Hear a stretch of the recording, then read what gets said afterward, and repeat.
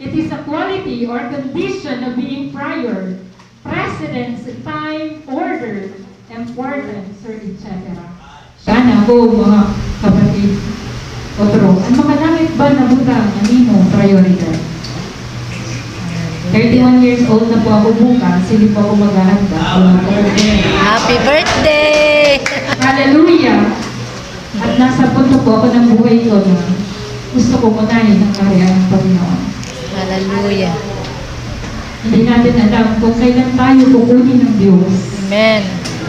Kung pumunta po kayo sa sementeryo, iba-iba po ang mga size doon. May maliit, may mahaba, may mataba. Kasi pag mataba yung namatay, mga maliit yung kaba, maritso mga katabi. Hallelujah! Amen! Magkwento muna ako mga kapatid. Ang isang parable or isang kwento, may kwento nito sa inyo mga kapatid. Ang lalaki na mayroong 4 na asawa, sana all. Di ba nga nga daw, waray doon.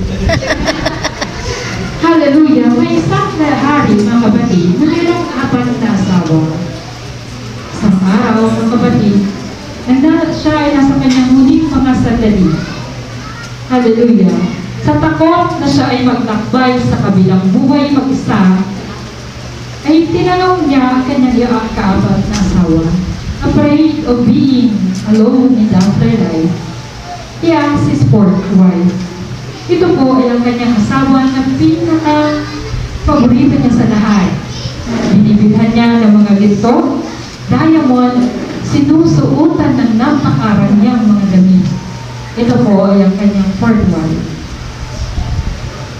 Tinanong niya ito at sinabi, "Would you die with me? Sasamahan mo ba ako sa aking kamatayan?" The fourth wife replied, "I'm sorry, I can't do that," and walk away. Sa malihisip pa po, ay iniwan siya ng kanyang ika-4 na asawa. Naisip niya ang kanyang ika-3 asawa. Ito ay ang pinakamaganda sa lahat.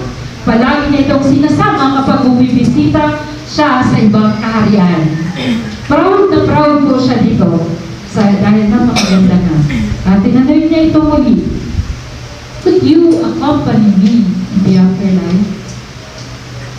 And the third wife replied, "I love my life so much.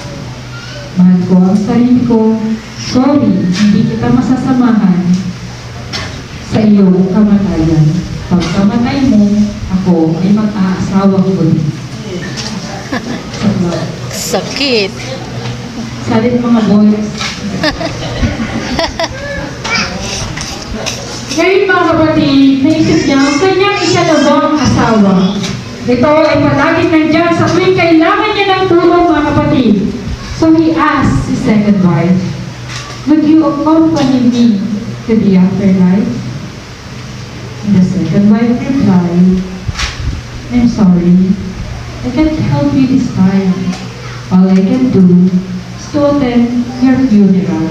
Lahat ng tungkol sa iyong libing ay aayusin ko." Lihim na umiyak ang hari. Ngunit may boses mula sa likod na nagsabi, "Sasamahan kita sa afterlife. I will live with you and follow you wherever you go, even if it is in the afterlife." Ito ay ang kanyang unang asawa. Ito ang asawa na hindi man lang niya naalagaan. Nahiyaman lang siya dahil hindi niya ito nabilhan ng kahit ano. At kanyang sinabi, "I'm sorry, sana mas pinatagahan kita nung ako'y malakas pa."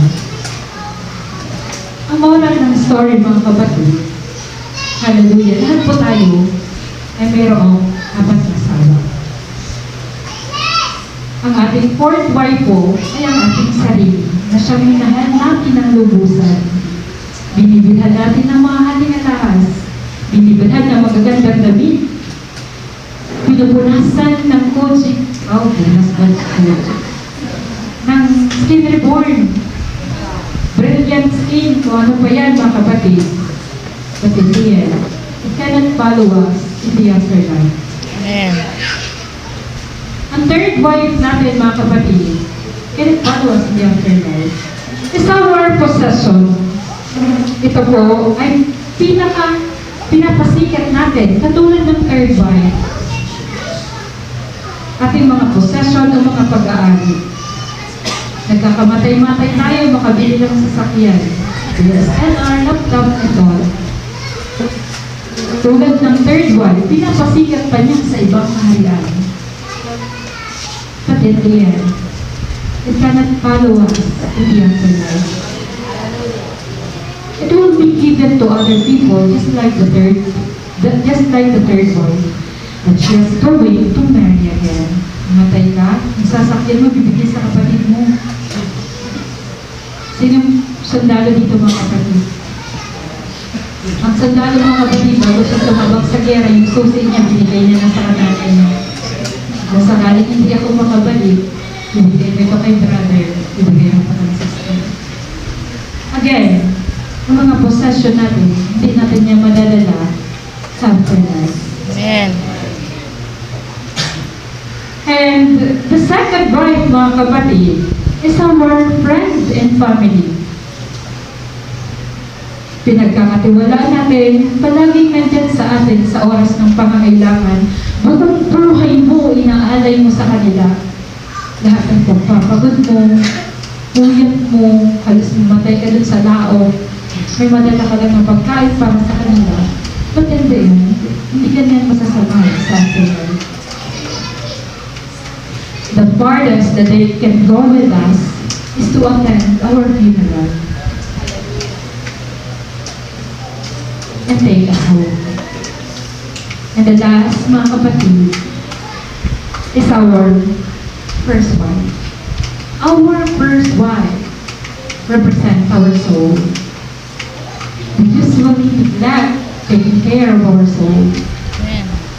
Yung kalag, ang ating kaluluwa, yun yung natin palagi napapabayaan. When you wake up in the morning, tikato ka dahil sa lawod kay wala kakaunsin mo anak. When you wake up in the morning, you almost forget to pray to the Lord. But at the end, our soul is our most faithful friend. At yan lang po, isasama sa'yo kapag nawala ka na po dito sa mundo. I would like you to take time to pray. But take care of your body, keep it healthy, just like our fourth wife. Enjoy your possession, just like your third wife. But don't forget to take care of your soul. Take time to pray. Enjoy being alone. Because it is the source of your life and your most faithful friend. It is your soul. Amen. Hallelujah. May mga tanong ako, mga kapatid. Are you aiming highly? Priority mo ba talaga ang makalangit na mga butang o makalulangit na mga bagay? Iniisip mo ba ang mangyayari sa iyong kaluluwa? Iniisip mo din ba ang iyong soul? After all, ito naman yung harap sa Panginoon. Paano kung hindi ka na magising mamayang gabi? Hindi mo alam yung plano ng Panginoon kung hanggang kailan ka lang. Number 2, mga kapatid, sa salvation. Kung sakaling wala ka sa mundo ngayon, langit na po ba talaga ang iyong patutunguhan? At ikatatlo, mga kapatid, sa Bible study, napaka-bless po ng Yabang Church. And meron po kayong isang magaling na Sunday school teacher, mga kapatid. At ang tanong ko naman, mga kapatid, ginagawa mo ba ang lahat ng bagay na yung natututunan? Hallelujah. Number 4, prayer. Kung nananalangin ka ba, mga kapatid, nararamdaman ko ba ang presensya ng ating Panginoon? O hindi na? Wala lang, nag-pray lang ako, pero hindi ko alam kung nandun pa ba sa heaven, nakakarating pa ba sa heaven. Kung may naririnig mo ang salitang ito, mga kapatid, ang mensahe ito, mga kapatid, magising ka na. Hallelujah. Kapag nananalangin ka at hindi mo na nararamdaman ang presensya ka na sa iyong mga kasalanan. Kaya gumawa ka ng paraan para magbalik ang connection mo sa Panginoon. Amen. At sa ministry, mga kapatid, isa ka bang maituturing na Dead Sea o patay na dagat o isang buhay na tubig na pinagmumulan, inaapawan ng mga blessing? Sa ministry na ito, mga kapatid, na binigay sa iyo, pinagkatiwala sa iyo ng Panginoon, kagamit-gamit na pa ba?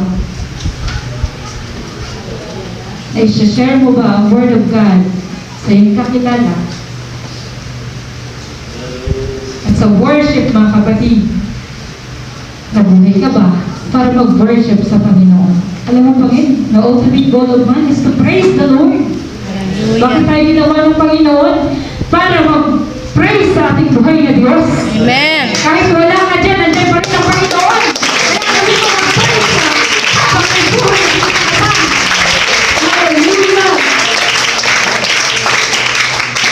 Sa Ecclesiastes 12 verse 8, mga kapatid, walang kabuluhan ang lahat. Walang kabuluhan, sabi ng mga ngaral.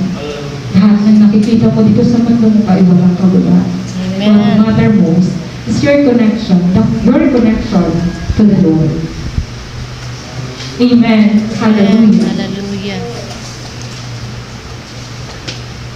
Over and over again, God promised to keep His people from evil and watch over them. Mababasa natin yan sa Psalms 84 verse 11, mga kapatid. Nangako ang Diyos na puproteksyonan niya tayo. Bibigyan niya tayo ng kaligtasan. Hallelujah. At ipinangako niya ang buhay na walang hanggan para sa ating mga kapatid. Amen. Amen. What are the highlights in the words? The priority of seeking God's kingdom. Sinisik mo ba ang kaharian ng Diyos? Hinahanap mo ba ang kanyang katuwiran, mga kapatid? Sa Old Testament, kung ating mababasa, mga kapatid, hallelujah, the kingdom is coming. Sa Isaiah 54, mga kapatid, ipinangako, mga kapatid, na darating ang Messiah. Si John the Baptist, mga kapatid, ay nangaral that the kingdom is near. Malapit nang dumating ang Diyos. Pero mga kapatid, nang si Jesus na ay pumunta dito sa lupa, the kingdom is here, mga kapatid. And we are blessed as the Gentiles, mga kapatid. Hallelujah, hindi nilanggap ng next level. Ang kaligtasan ay tayo, mga kapatid, na nagkaroon ng buhay na walang hanggan. Amen. Hallelujah. Tanong again, magkaraan ba ng Panginoon ang ating una na pinapriority, mga kapatid, or ninanais? I always ask God, Lord, remember us. Huwag mo hayaan na mamatay na ako sa pagkul. Gumawa ka ng paraan. And exactly 1 year ago, mga kapatid, nagkas ako with Joy, pwede ba mag-church ko muna? Para nag-chat ako, sige lang, hintayin ko yung will ng Lord. Ayoko na, galing lang sa akin. Kasi ayoko magkaroon ng rebellious spirit. Tingin chat ko kay John. You know, in Isaiah 16, verse 22, when the time is right, the Lord God will make it.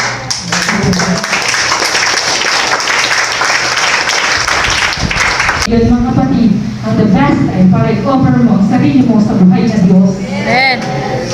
Diba, bukas, wala nang best